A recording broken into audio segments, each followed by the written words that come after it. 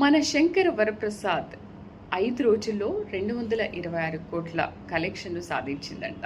అసలు super.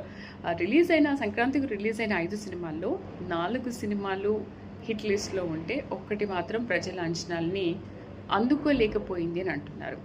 Yes, అది నిజమే. ఎందుకంటే శంకర్ వరప్రసాద్ రీఎంట్రీ తర్వాత చాలా మంచి మంచి మూవీస్ చేశారు. 1, 2 అటు ఇటుగా ఉన్నప్పటికీ కూడా.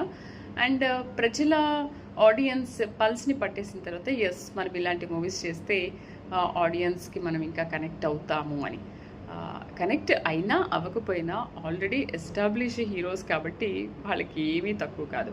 నేను చెప్పినట్టు 5 సినిమాల్లో ఒక మూవీ పోయింది అని అంటే ఆ హీరో ప్రజలకు నచ్చలేదు అని కాదు కదా. ఎస్టాబ్లిష్ ఆల్రెడీ అయిపోయారు. కొంచెం అటు ఇటుగా ఉన్నా వాళ్ళ అంచనాల్ని అందుకోలేకపోయినా కూడా అతను ప్రజలకు ఆరాధ్య దేవుడు అని అంటూ ఉంటారు. సో అందుకని మన శంకర్ వరప్రసాద్ ఈ 5 మూవీస్లో ఫస్ట్ ప్లేస్లో ఉన్నారు. 100కి 98 మార్క్స్ కూడా ఆడియన్స్ ఇచ్చారు. ఎనీవే, చిరంజీవి ఇలాంటి మూవీస్ ఇంకా మంచి మంచివి చేయాలని మనం కూడా కోరుకుందాం. And congratulations, wish you all the best.